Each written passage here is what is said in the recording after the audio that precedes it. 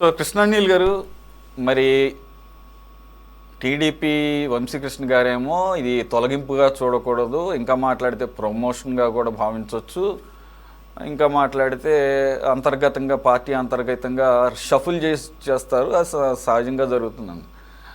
ఇప్పుడు మిగిలిన నియోజకవర్గాల్లో షఫుల్ చేయకుండా, వాటిని టచ్ చేయకుండా, వివాదాలు వరుసగా వినపడుతున్నటువంటి పిఠాపురంలోనే మార్పు అనేది ఖచ్చితంగా అది అక్కడ నుంచి వర్మని తప్పించాలంటే ఇన్ సెన్స్ మేబీ ఇంకా అంత ఆయన అన్నట్టు మంచి పొజిషన్ ఏమైనా ఇస్తారేమో చూడాలి. కానీ అదేదో ముందే అనౌన్స్ చేసి బాబు ఈ బాధ్యతల నుంచి నువ్వు పక్కకు రా, నువ్వు డైరెక్ట్గా సెంట్రల్ స్టేట్ లెవెల్లోనే పనిచేద్దు కానీ అంటే అది వేరేగా ఉంటుంది. రెండు, ఈ మధ్యకాలంలో వరుసగా జరిగినటువంటి పరిణామాలు, ఫ్లెక్సీ వార్ చూసాము. ఫ్లెక్సీ వార్ అయితే దాదాపుగా బాహాబాహికి దిగినంత పనిచేశారు. ఇటువంటి ఈ గత 2 సంవత్సరాలుగా ఈ ప్రభుత్వం ఏర్పడిన తర్వాత కూటమి పార్టీల మధ్య, ముఖ్యంగా జనసేన టీడీపీల మధ్య ఏదో ఒకటి వింటూనే ఉన్నాం. ఈ మధ్య అది తారాస్థాయికి చేరింది. ఫ్లెక్సీలో చంద్రబాబు నాయుడు గారి ఫోటో లేదని చెప్పేసి వర్మ గారు ఆయన క్వశ్చన్ చేయటం, దానికి జనసేన వాళ్ళు దాదాపుగా దాడి చేసినంత పని చేయటం, చంద్రబాబు నాయుడు గారి మీద గౌరవంతో కామ్గా ఉన్నాము, ఇక ఈసారి అలా ఉండదు, మరోలా ఉంటుందని చెప్పేసి వర్మ గారు వార్నింగ్ ఇవ్వటం, దానికి చంద్రబాబు నాయుడు గారు కొంత వర్మనే మందలించారని చెప్పేసి వార్తలు బయటకు వచ్చిన నేపథ్యం.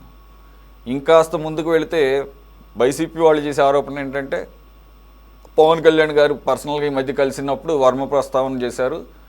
వర్మ సంగతి ఏంటో తేల్చాలని చెప్పేసి అన్నారు. కాబట్టి పవన్ కళ్యాణ్ కోరిక మేరకే వర్మ మీద వేటు పడింది అనేది అర్థం.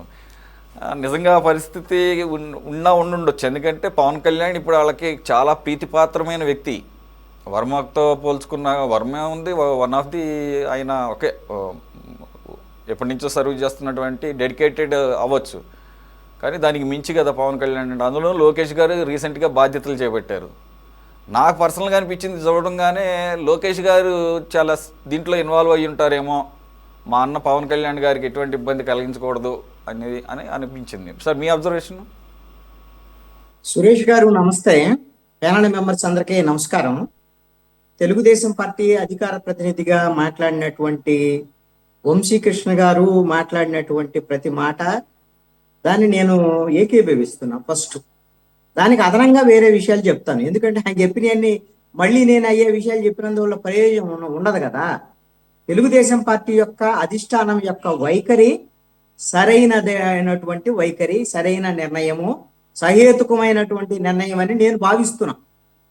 దీనికి కారణం ఏంటి, ఎందుకు ఇలాంటి నిర్ణయం తీసుకున్నది అని మీరు ప్రస్తావన కొన్ని ప్రశ్నలలో లేవనెత్తారు. ఇది ప్రజల్లో ఉండేటువంటి కొన్ని అనుమానాలకు సంబంధించినటువంటి అంశమే.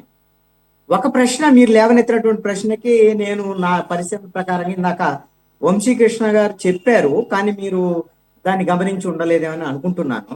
అందుకని మళ్ళీ ఒకసారి మీకు అది గుర్తు చేస్తున్నాను. ఆయనకి ఏదైనా పెద్ద పదవి ఇచ్చి ఈ పదవి తొలగిస్తే బాగుండేది అని అంటే, ఆయనకు ఆల్రెడీ పెద్ద పదవి ఇచ్చారు. మొన్ననే ప్రమాణ స్వీకారం చేశాడు. రాష్ట్ర ఉపాధ్యక్షుడిగా తెలుగుదేశం పార్టీలో పెద్ద పదవి. పిఠాపురం ఇన్ఛార్జి, అసెంబ్లీ నియోజకవర్గ ఇన్ఛార్జి కన్నా ఇది చాలా పెద్ద పదవి. రాష్ట్ర ఉపాధ్యక్షుడు కాబట్టి ఆయన పార్టీలో చాలా పెద్ద పదవి. ఒకవేళ ప్రజలు అనుకునేటువంటి విధంగా పెద్ద పదవి ఏంది అంటే, ఆయనకు ఒక ఎమ్మెల్సీ కావాలి, ఎమ్మెల్సీ ఇస్తామని ఎన్నికల సమయంలో చంద్రబాబు నాయుడు హామీ ఇచ్చారు. నీకేం ఇబ్బంది లేదు, అక్కడ పవన్ కళ్యాణ్ సహకరించు, మన కూటమిలో చాలా ఇంపార్టెంట్ ఆయన, మీరు మిమ్మల్ని ఎమ్మెల్సీ చేస్తాం మన ప్రభుత్వం రాగానే చెప్పారు అనేటువంటి. ఇది ఒకవేళ హోదా విషయంలో పెద్ద పదవి అయి ఉండొచ్చు. ఎమ్మెల్సీ ఇవ్వటానికి కొంత వెసులుబాటు కావాలి ప్రభుత్వానికి. ఆ వెసులుబాటు ఏంటి అంటే 2027లో చాలా ఖాళీ కాబోతున్నాయి ఎమ్మెల్సీ పోస్టులు. వాటిల్లో ఒకటి ఖచ్చితంగా నాకు తెలిసి పిఠాపురం వర్మకి ఇస్తారు అనేటువంటి దాని మీద నాకున్నటువంటి సమాచారం కూడా. ఇది ఒక ఆయనకి కావలసినటువంటి హోదా కోసం ఇచ్చేటువంటి పదవి. ఇక ఎందుకు తొలగించాలి, రాష్ట్రం అంతా లేకుండా ఒక పిఠాపురంలోనే ఎందుకు తొలగించాలి అనేటువంటి మీ ప్రశ్నకి, పిఠాపురం అనేటువంటిది ఒక ప్రత్యేకమైనటువంటి నియోజకవర్గంగానే మనం చూడాల్సి ఉంటుంది. దాంట్లో ఎటువంటి సందేహం లేదు. అది ఏంటి అని అంటే, ఈ కూటమికి సంబంధించినటువంటి ప్రభుత్వం నిలబడటానికి సెంటర్ పిల్లర్ లాంటి పవన్ కళ్యాణ్ నేతృత్వం వహించేటువంటి నియోజకవర్గం. కాబట్టి ఆ నియోజకవర్గంలో కూటమి తరపున తెలుగుదేశం జనసేన మధ్య చిన్న చిన్న మాట పొరపాట్లు వచ్చినా, మాట విభేదాలు వచ్చినా, ఇలాంటి అంశము అది పిఠాపురం వరకే పరిమితం కాదు.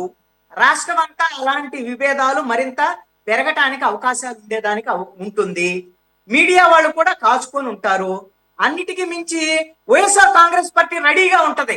అది వాళ్ళిద్దరి మధ్య పని, వాళ్ళిద్దరు పార్టీల వ్యవహారము, అది వాళ్ళ పార్టీల అంతర్గత వ్యవహారం అంటూనే వీళ్ళ సోషల్ మీడియా అంతా దాని మీదే పనిచేస్తుంది. కేవలం సోషల్ మీడియా మాత్రమే కాదు, వీళ్ళ నాయకులు అంబటి రాంబాబు, గుడివాడ అమర్నాథ్ వాళ్ళు సోషల్ మీడియా కార్యకర్తలు కాదు కదా. అసలు పిఠాపురం వర్మకి ఏదన్నా ఇబ్బంది అలా అనగానే వెంటనే అంబటి రాంబాబు ట్వీట్ చేస్తాడు, ఆ ఏరు దాటే వరకు వర్మ, ఏరు దాటిన తర్వాత కర్మ, ఇలాంటివన్నీ ఈ అంబటి రాంబాబు ట్వీట్ చేస్తాడు. ఆయన మాజీ మంత్రి, ఆయన వైఎస్ఆర్ కాంగ్రెస్ పార్టీలో కీలకమైన నాయకుడు. ఆయన వర్మకి ఏదైనా అయితే వర్మ చూసుకుంటాడు, తెలుగుదేశం పార్టీ చూసుకుంటుంది. లేదు అంటే ఆయనకైనా బయటకు వస్తాడంటే మాట్లాడుకొని మీరు మీ వైఎస్ఆర్ కాంగ్రెస్ పార్టీలోకి వస్తా అంటే తీసుకుపోయి ఎస్ ఆయన మీరు అన్యాయం చేశారు, మేము న్యాయం చేస్తామని చెప్తే దాని అర్థం ఉంటుంది. ఆయనే రానంటున్నాడు. ఆయనకు ఒక క్లారిటీ ఉంది. నాకు తెలిసి వర్మే కాదు, ఎవరైనా సరే ఇప్పుడున్న పరిస్థితిలో మునిగిపోయినటువంటి నావలోకి ఎక్కటానికి ఎవరు ట్రై చేస్తారు? వైఎస్ఆర్ కాంగ్రెస్ పార్టీ దాంట్లోకి పోవాలని. ఇప్పుడు వర్మ లాంటి వాళ్ళు కూడా ఇప్పుడు ఆప్షన్ ఏమి లేదు. ఇప్పుడు వర్మకు ఉన్నటువంటి ఆప్షన్ ఏంది? తెలుగుదేశం పార్టీలో జాగ్రత్తగా ఉండి రేపొద్దున 2027 ఎమ్మెల్సీ ఏదో తీసుకొని అక్కడ ఆ నియోజకవర్గంలో తనకున్న గౌరవాన్ని కాపాడుకొని ఇవన్నీ చేసుకోవాలి. అలా ఉండాలి అని అంటే తెలుగుదేశం పార్టీకి, కూటమి ప్రభుత్వానికి ఇబ్బంది లేకుండా చూసుకోవాల్సినటువంటి బాధ్యత కూడా వర్మ మీద ఉంటుంది. ఇప్పుడు ఈ ప్రత్యేకమైనటువంటి పరిస్థితుల్లోనే పిఠాపురంలో ఒక వ్యక్తిగా ఉన్నటువంటి వర్మ ఇన్ఛార్జి సంబంధించినటువంటి స్థానాన్ని ఆయన అక్కడి నుంచి ఆ బాధ్యతల నుంచి తొలగించి అక్కడ గ్రూప్ ఆఫ్ మెంబర్స్ ఒక టీమ్ గా ఒక కమిటీని వేయాలని నిర్ణయించింది. ఎందుకు? ఆ నియోజకవర్గ ప్రత్యేకతలు రీత్యా. ఏ రాష్ట్రంలో ఎక్కడ ఉండకపోవచ్చు, పిఠాపురంకి అది ప్రత్యేకం. దాంట్లో అది మంచిది కూడా, అవసరం కూడా. ఎందుకు అవసరం? ఈ రాష్ట్రంలో చంద్రబాబు నాయుడు, నారా లోకేష్, పవన్ కళ్యాణ్ వీళ్ళ ముగ్గురు మధ్య కెమిస్ట్రీ బాగుండాలి. అప్పుడు కూటమి బాగుంటుంది. ఈ రాష్ట్రంలో ప్రభుత్వము హాయిగా కొనసాగిద్ది. ప్రజలు కోరుకున్నటువంటి విధంగా ఈ ప్రభుత్వం కొనసాగితే ప్రజలకు కావాల్సినవి చేస్తారు. వీళ్ళు ఇంకా మంచిగా ఉంటే 2029 ఎన్నికల్లో కూడా ఎస్ మేము మంచి ప్రభుత్వాన్ని ఇచ్చాం, ముగ్గురు కలిసే ఉన్నాం, మళ్ళీ కూడా గెలిపించండి అని వీళ్ళకి అడగటానికి అవకాశం ఉంటది. అప్పుడు అలాంటి అవకాశం ఉన్నప్పుడే కదా వర్మకైనా ఇంకోళ్ళకైనా ప్రయోజనం ఉండేది. మరి అలాంటప్పుడు ఈ రాష్ట్రంలో కూటమిని కాపాడుకోవాలి అని అంటే తెలుగుదేశానికి, జనసేనకి, బీజేపీకి పిఠాపురం వంటి ఇలాంటి చిన్న చిన్న ఘటనలు కూడా ఉండకూడదు అని తెలుగుదేశం పార్టీ నిర్ణయించుకున్నది. అందుకని చంద్రబాబు నాయుడు చాలా స్పష్టంగా మొన్న వర్మతో సహా అందరూ ఈ మొత్తం ప్రమాణ స్వీకారం చేసిన రోజున చంద్రబాబు నాయుడు చెప్పారు చాలా స్పష్టంగా. ఈ వర్మ ఈ ఘటనలో వీటిని ఉద్దేశించే చెప్పారు, మనకి ఫోటో చిన్నది ఉందని, కుర్చీ వేయలేదని, లేకపోతే ఇంకొక సమస్య ఉందని మీరు కొట్లాడుకోవద్దు. మన కూటమిలో ఉండేటువంటి పార్టీల మధ్య విభేదాలు రావద్దు, వచ్చేటువంటి విధంగా మీరు చెయ్యొద్దు అని నేరుగా చెప్పాడు. ఆయన ఉన్నటువంటి ఆ సభలోనే చంద్రబాబు నాయుడు చెప్పారు. దానికి ఒక మంచి ఉదాహరణ కూడా చెప్పాడు.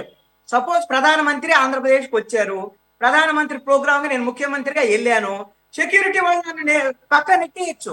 ఆ సెక్యూరిటీ ఆస్పెక్ట్, పిఎం సెక్యూరిటీ, ప్రధానమంత్రి సెక్యూరిటీ ఆస్పెక్ట్ లో నేను ముఖ్యమంత్రిని అని నేను భేషజాలకు పోకూడదు అని తనని ఉదాహరణగా చూపించి ప్రతి కార్యకర్తకి, నాయకుడికి, అందరికి చంద్రబాబు నాయుడు చెప్పాడు. దాన్ని అందరూ పాటించాలని చెప్పాడు. దాన్ని ఇప్పుడు వర్మ తీసుకున్నాడు, పాజిటివ్ గా తీసుకున్నాడు. తెలుగుదేశం పార్టీ అధిష్టానం తీసుకున్నటువంటి నిర్ణయం కరెక్ట్ అయిందని వర్మ కూడా ఇప్పుడు మాట్లాడాడు కదా, రెస్పాండ్ అయ్యాడుగా. పైకి మాట్లాడినా, లోపలికి మాట్లాడినా, ఎట్లా మాట్లాడినా అలాగనే మాట్లాడాలి, అంతకన్నా ఆప్షన్ లేదు వర్మకి. వేరే దాంట్లోకి పోయే ఉద్దేశం కూడా వర్మకు ఉందని నేను అనుకోను. ఎందుకంటే అతను కొత్త పొలిటీషియన్ కాదు, ఇండిపెండెంట్ గా కూడా గెలిచినటువంటి, ఎమ్మెల్యేగా గెలిచినటువంటి వర్మకి రాజకీయపరమైనటువంటి అవగాహనలు ఉన్నాయి. తెలుగుదేశం పార్టీ అధిష్టానంతో కూడా మంచి సత్సంబంధాలు ఉన్నాయి.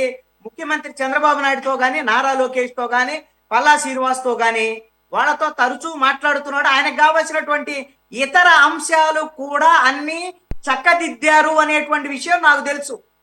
ఆయనకి ఇతర అంశాలండి, ఆయన ప్రోటోకాల్ అంశం ఒక్కటే మిగిలింది. ఇతర అంశాలన్నీ ఆయన హోదాకు తగ్గటువంటి పనులు వ్యవహారాలు అన్ని ప్రభుత్వం ఉన్నందుకు గాను, ఆయన పవన్ కళ్యాణ్ గెలిపించడానికి పిఠాపురంలో పనిచేసినందుకు గాను ఆయనకు కావలసినటువంటి మేళ్లు ముఖ్యమంత్రి చంద్రబాబు నాయుడు చేశారు. ఇక్కడ ప్రోటోకాల్కి సంబంధించి రేపు పొద్దున ఆయనకు అవకాశం దొరికినప్పుడు ఎమ్మెల్సీ అవడానికి ఖచ్చితంగా అవకాశం ఉన్నటువంటి వ్యక్తి ఎవరన్నా ఉన్నాడు అంటే పిఠాపురం వర్మే, తెలుగుదేశం పార్టీకి సంబంధించినటువంటి దాంట్లో. కాబట్టి ఆంధ్రప్రదేశ్ లో కూటమిని మేము విడగొట్టడానికి మేము ప్రయత్నం చేస్తున్నాం అని వైఎస్ఆర్ కాంగ్రెస్ పార్టీ ప్రకటించి అంబటి రాంబాబు లాంటి వాళ్ళు చెప్పారు, ఈ కూటమిని బద్దలు కొట్టడమే మా పని. ఎందుకు అని అంటే వాళ్ళు విడిపోకపోతే మేము ఇట్లానే ఓడిపోవాల్సి వస్తుంది, మేము గెలవాలంటే వాళ్ళు విడిపోవాలి, కాబట్టి మేము వీళ్ళని విడగొట్టడానికి పనిలో పెట్టుకున్నాము అని శపథాలు కూడా చేస్తున్నటువంటి పరిస్థితుల్లో జాగ్రత్త పడాల్సిందే. జాగ్రత్త పడి విడిపోకుండా ఇబ్బందులు పడకుండా జాగ్రత్తలు పడి ఉంటారని నేను అనుకుంటున్నా. ఇందాక మీరు ఇంకొక ప్రస్తావన కూడా చేశారు, దీనికి కూడా ఒక సమాధానం మంచిదని నా పాయింట్ లో, నా పర్సెప్షన్ లో చెప్తాను. పవన్ కళ్యాణ్ తో మొన్న చంద్రబాబు నాయుడు సమావేశం అయినప్పుడు ఆయన పవన్ కళ్యాణ్ సంబంధించినటువంటి ఆరోగ్య సమస్యల మీద మాట్లాడటానికి వెళ్ళాడు. రాజకీయాలు కూడా మాట్లాడుకుంటారు ప్రస్తుతం జరుగుతున్నటువంటి పరిణామాలను. కానీ పిఠాపురంలో ఉన్నటువంటి వర్మని ఇన్ఛార్జిగా తొలగించండి, అక్కడ మా కార్యకర్తలు, జనసేన కార్యకర్తలు ఇబ్బంది పడుతున్నారు, మా వాళ్ళ యొక్క అభిప్రాయం ఇది అనేటువంటి విషయాన్ని పవన్ కళ్యాణ్ చూచాయిగా కూడా ఇండైరెక్ట్ గా కూడా చంద్రబాబు నాయుడుకి చెప్పి ఉండేటువంటి అవకాశం లేదు అని నేను ఒక పొలిటికల్ అనలిస్ట్ గా నేను పరిశీలన ప్రకారంగా పవన్ కళ్యాణ్ యొక్క వైఖరిని బట్టి నేను చెప్తున్నాను. ఎందుకు అని అంటే వర్మ ఒక సమస్య సృష్టించినా ఇంకోటి చేసినా ఇంకోటి అది సరిదిద్దేటువంటి ప్రయత్నం ఆల్రెడీ చంద్రబాబు నాయుడు మాట్లాడి ఉన్నాడు బయట. కానీ వర్మ ఏదో చేసేటువంటి అంశం మీద పిఠాపురంలో ఏదో పవన్ కళ్యాణ్కి రాజకీయంగా ఇబ్బంది వస్తుందని ఇలాంటిదని పవన్ కళ్యాణ్ భావిస్తాడనో భయపడతాడనో నేను అనుకోను. కానీ కార్యకర్తల్లో అయితే, జన సైనికుల్లో అయితే ఇలాంటిది ఉంది. అదేంటి అని అంటే వర్మను అక్కడే కొనసాగిస్తున్నారు తెలుగుదేశం వాళ్ళు, అతను మీరేం చర్యలు తీసుకోవట్లేదు అని అంటే ఏదో దురుద్దేశం ఉంది మా నాయకుడి మీద ఏదో దెబ్బతీయటానికి అని వాళ్ళకి అవగాహన లేని కారణంగా, జన సైనికుల్లో అవగాహన లేని వల్ల ఇలా అనుకుంటున్నారు అనేటువంటిది, దాన్ని కూడా చంద్రబాబు నాయుడు ముందస్తుగా గమనించి ఆ సమస్యకు కూడా పరిష్కారం చూపించారు.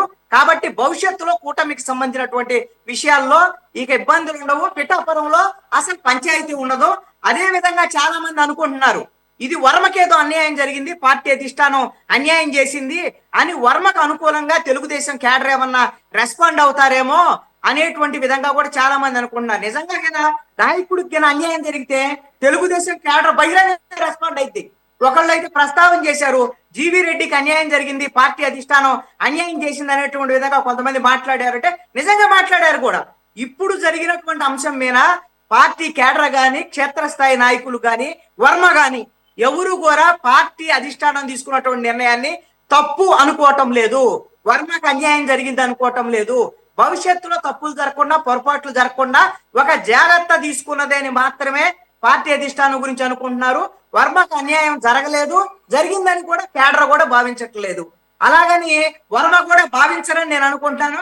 ఒకవేళ పర్సనల్ గా కొంత బాధ అయితే ఎవరికైనా ఉండొచ్చేమో కానీ ఆయనకు బాధ ఉండా ఇంతకన్నా పెద్ద ఇంకొక ఆప్షన్ అయితే లేదు. దీన్ని భరించాల్సిందే. వర్మ కూడా భరిస్తే ఆయనకి లాభం, పార్టీకి లాభం, కూటమి ప్రభుత్వానికి కూడా లాభం అనేటువంటిది నా అభిప్రాయం.